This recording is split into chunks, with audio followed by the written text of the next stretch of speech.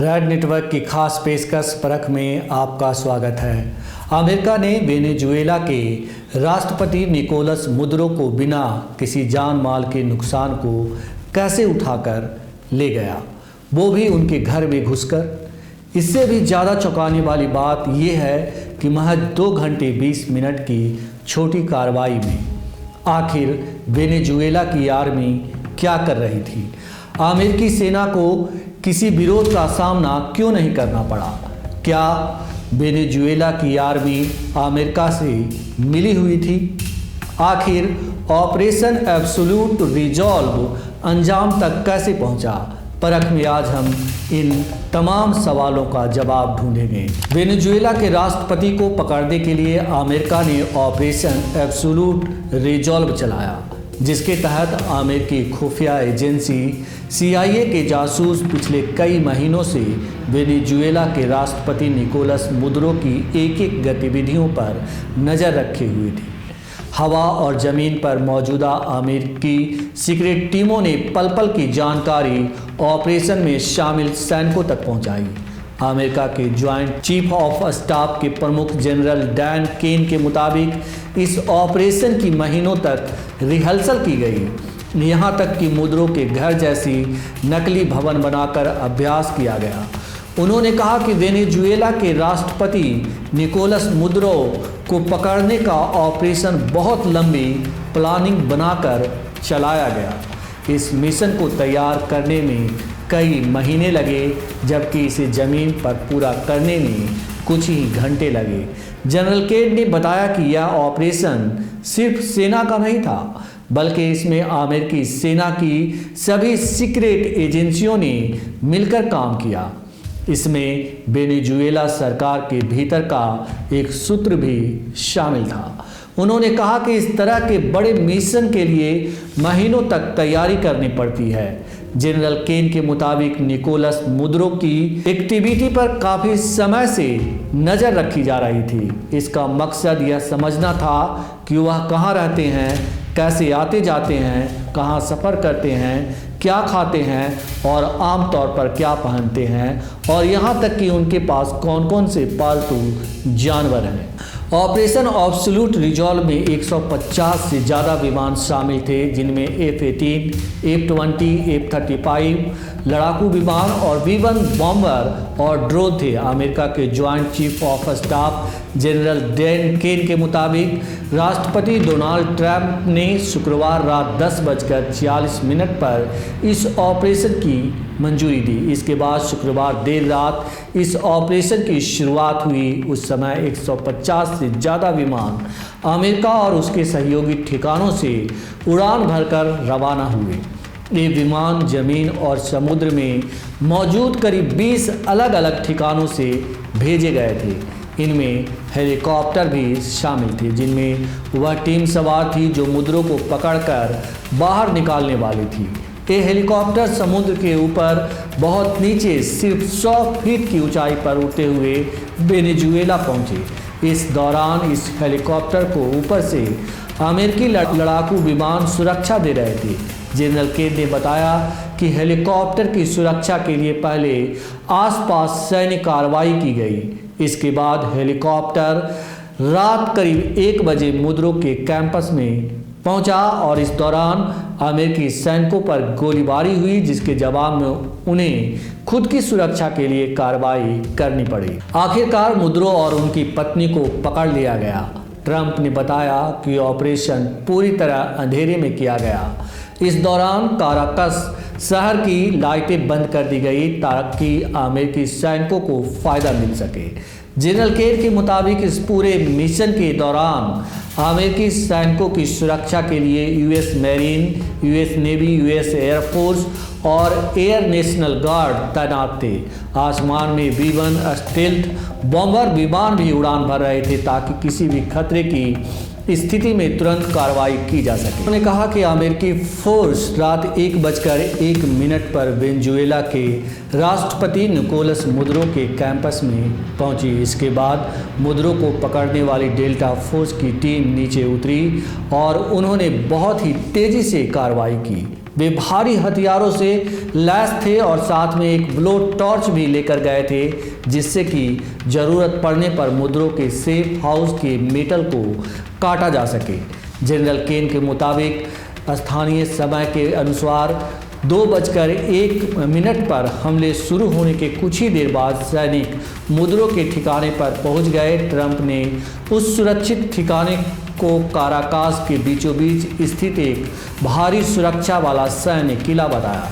उन्होंने कहा, वे पूरी तैयारी करके बैठे थे और हमारा इंतजार कर रहे थे। उन्हें पता था हम आ रहे हैं। सैनिकों के पहुंचते ही उन पर गोलीबारी शुरू हुई और एक अमेरिकी हेलीकॉप्टर को भी निशाना बनाया गया। हालांकि वह उड़ान भरने में कामयाब रहा। जनरल केन ने कहा, मुद्रों को पकड़ने वाली टीम उसके परिसर में उतरी और तेजी, सटीकता और अनुशासन के साथ आगे बढ़ी। ट्रंप ने कहा, वे सीधे अंदर घुस गए और उन जगहों में भी घुसे जहां घुसना आसान नहीं था, जैसे स्टील के दरवाजे जो खास तौर पर इसी वजह से लगाए गए थे। जनरल केन ने बताया कि इस दौरान मुद्रों और उनकी पत्नी ने कोई विरोध नहीं किया। दोनों ने खुद को सौंप दिया, जिसके बाद उन्हें अमेरिकी जस्टिस डिपार्टमेंट की टीम ने हिरासत में ले लिया। करीब सुबह 3:29 पर अमेरिकी सैनिक वेनेजुएला से बाहर निकल गए। इसके बाद मुद्रो और उनकी पत्नी को अमेरिकी वॉरशिप USS इवो जिमा पर ले जाया गया। वहां से उन्हें न्यूयॉर्क लाया गया, जहां उन पर कानूनी कार्रवाई की प्रक्रिया जारी है। जनरल केन ने कहा कि यह पूरा मिशन बहुत सटीक तालमेल के साथ किया गया था। अगर इसमें किसी भी स्तर पर गलती होती तो पूरा मिशन खतरे में पड़ सकता था। उन्होंने कहा कि अमेरिकी सेना के लिए इस तरह के ऑपरेशन में नाकामी कोई ऑप्शन नहीं होता। मुद्रो और उनकी पत्नी सिलिया को 4 जनवरी की आधी रात अमेरिका लाया गया। अमेरिकी सेना का विमान न्यूयॉर्क के Stuart air national guard base पर उतरा। कड़ी सुरक्षा के बीच मुद्रो को प्लेन से उतारा गया। वे नीले रंग की जैकेट में थे, उनके हाथ में हथकड़ी थी। इस दौरान वे लंगड़ाते हुए दिखे। न्यूयॉर्क लाने के बाद मुद्रो और उनकी पत्नी को बेस पर बने हैंगर में रखा गया, जहां उनकी मेडिकल जांच की गई। इसके बाद मुद्रो को न्यूयॉर्क सिटी के मैनहेटन ले जाया गया, जहां की कानूनी कार्रवाई की गई। कानूनी कार्रवाई के बाद मुद्रो को ब्रुकलिन के मेट्रोपॉलिटन डिटेंशन सेंटर में रखा गया है। अगले हफ्ते मैनहेटन की फेडरल कोर्ट में उन पर ड्रग्स और हथियार तस्करी से जुड़े मामलों में मुकदमा चलाया जाएगा। अमेरिकी सैनिकों ने 3 जनवरी की रात वेनेजुएला पर हमला कर राष्ट्रपति निकोलस मुद्रो और उनकी पत्नी सिलिया फ्लोरेस को अगवा कर लिया था, उन्हें पकड़ लिया था। जनरल डैन केन ने बताया कि वेनेजुएला में राष्ट्रपति निकोलस मुद्रो को पकड़ने के लिए चलाए गए ऑपरेशन के दौरान अमेरिका का एक विमान हमले का शिकार हुआ था, लेकिन इसके बावजूद वह विमान पूरे मिशन के दौरान उड़ने की हालत में बना रहा। जनरल केन ने कहा कि उस विमान को नुकसान जरूर पहुंचा, लेकिन वह खराब नहीं हुआ। उन्होंने बताया कि जैसा राष्ट्रपति ट्रंप पहले ही कह चुके हैं, ऑपरेशन में शामिल अमेरिका के सभी विमान सुरक्षित वापस लौट आए। इस विमान पर हमला हुआ था, उसने भी मिशन के बाकी हिस्से में पूरी तरह काम किया और बाद में सुरक्षित लौट आया। ट्रंप ने कहा कि अमेरिकी सेना के कुछ जवान घायल हुए, लेकिन किसी की मौत नहीं हुई। एक हेलीकॉप्टर को नुकसान पहुंचा, लेकिन वह सुरक्षित वापस लौट आया। ट्रंप के मुताबिक खराब मौसम की वजह से ऑपरेशन 4 दिन टालना पड़ा। जैसे ही बादल हटे और हालात सही हुए, ऑपरेशन को हरी झंडी दे दी गई और हेलीकॉप्टर समुद्र के बेहद पास उड़ते हुए वेनेजुएला पहुंचे। जनरल केन ने यह भी बताया कि इस पूरे ऑपरेशन में खुफिया एजेंसियों की भूमिका बेहद अहम रही। हवा और जमीन पर मौजूद अमेरिकी सीक्रेट टीमों ने हर पल की जानकारी तुरंत ऑपरेशन में मौजूद सैनिकों तक पहुंचाई। इससे सैनिकों को वहां के मुश्किल हालात को समझने में मदद मिली और वे बिना किसी बेवजह के खतरे के अपना रास्ता तय कर सके। उन्होंने आगे कहा कि जब अमेरिकी सैनिक अपना काम पूरा कर वेनेजुएला से बाहर निकल रहे थे, उस समय उन्हें विरोध और गोलीबारी का सामना करना पड़ा। ऐसे हालात में सैनिकों को अपनी सुरक्षा के लिए कई बार जवाबी कार्रवाई करनी पड़ी ताकि वे सुरक्षित रूप से देश से बाहर निकल सकें। हमले के दौरान कम से कम 7 धमाके सुने गए। पूरा ऑपरेशन 30 मिनट से भी कम समय में खत्म हो गया। अमेरिका के 2 सीनियर अधिकारियों ने मीडिया से बताया कि राष्ट्रपति ट्रंप ने वेनेजुएला में मिलिट्री ऑपरेशन के लिए 1 हफ्ते पहले ही मंजूरी दे दी थी। यह फैसला अचानक नहीं लिया गया था, बल्कि काफ़ी पहले से इसकी तैयारी चल रही थी। अधिकारियों के मुताबिक इस प्लान को क्रिसमस से पहले ही राष्ट्रपति की सहमति मिल गई थी। इसके बाद से यह लगातार चर्चा होती रही कि यह मिशन कब और कैसे शुरू किया जाए। हालात बेहद संवेदनशील थे, इसीलिए ऑपरेशन के समय को लेकर लगभग हर घंटे हालात की समीक्षा की जाती रही। मंजूरी मिलने के बाद अमेरिकी प्रशासन ने वेनेजुएला के हालात पर लगातार नज़र रखी। वहाँ के राजनीतिक हालात, सुरक्षा से जुड़े जोखिम और सैन्य तैयारियों को ध्यान में रखते हुए यह तय किया जा रहा था कि कार्रवाई के लिए सबसे सही समय कौन सा होगा। यह पूरा ऑपरेशन बेहद सीक्रेट रखा गया।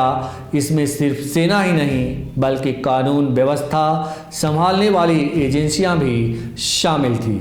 अधिकारियों का कहना है कि किसी भी तरह की जल्दीबाजी से बचा गया और हर कदम बहुत सोच समझकर उठाया गया। वहीं ऑपरेशन एब्सोल्यूट रिजॉल्व की सफलता के बाद अमेरिका के राष्ट्रपति ट्रंप ने एक प्रेस कॉन्फ्रेंस में कहा कि अमेरिकी सैनिकों ने वेनेजुएला में शानदार मिलिट्री ऑपरेशन को अंजाम दिया है। यह अमेरिकी ताकत का शानदार नज़ारा था। यह बहुत ही प्लानिंग के साथ की गई थी। कोई भी देश ऐसा नहीं कर सकता। इस ऑपरेशन में अमेरिका की पूरी सैन्य ताकत का इस्तेमाल किया गया। हमले के लिए हवा, जमीन और समुद्र तीनों रास्तों से सेना को लगाया गया। यह हमला इतना प्रभावशाली था कि ऐसा नज़ारा सेकेंड वर्ल्ड वॉर के बाद कभी किसी ने नहीं देखा। उन्होंने कहा कि पहले सैन्य हमले के बाद अमेरिका दूसरे हमला करने के लिए भी पूरी तरह तैयार था, लेकिन पहले हमले की सफलता इतनी ज़्यादा थी कि दूसरी कार्रवाई की ज़रूरत नहीं पड़ी। अगर भविष्य में ज़रूरत पड़ी तो अमेरिका दोबारा हमला करने के लिए तैयार रहेगा। ट्रंप ने यह भी दावा किया कि वेनेजुएला की सेना को पहले से पता था कि अमेरिका हमला करने वाला है। इसके बावजूद वहाँ की सेना ज़्यादा देर तक टिक नहीं पाई और बहुत जल्दी कमज़ोर पड़ गई। अमेरिकी सेना ने हालात पर तेज़ी से कंट्रोल कर लिया। ये पहली बार नहीं है जब अमेरिका ने किसी देश पर सैन्य कार्रवाई करके वहाँ के राष्ट्रपति या तानाशाह को पकड़ा हो। इसके पहले 2003 में इराक और 1989 में पनामा में भी कुछ ऐसा ही ऑपरेशन चलाए गए थे। पनामा 1989 अमेरिका ने लैटिन अमेरिकी देश पनामा पर हमला किया था। अमेरिका ने पनामा के तानाशाह मैनुअल नोरेगा को सत्ता से हटाया था, जिन पर ड्रग तस्करी और अमेरिकी विरोधी गतिविधियों में शामिल होने का आरोप था। इस हमले में अमेरिकी सेना ने पनामा सिटी समेत कई इलाकों पर बमबारी की थी, जिसमें करीब 2000 से ज़्यादा लोगों की मौत हुई थी और नोरिएगा को गिरफ्तार कर अमेरिका ले जाया गया था। आपको रैड नेटवर्क की खास पेशकश परख कैसा लग रहा है? नीचे कमेंट बॉक्स में कमेंट कर ज़रूर बताएं। आपकी प्रतिक्रिया से हमारा हौसला बढ़ता है। आपका शुक्रिया, आभार, बहुत बहुत अभिनंदन।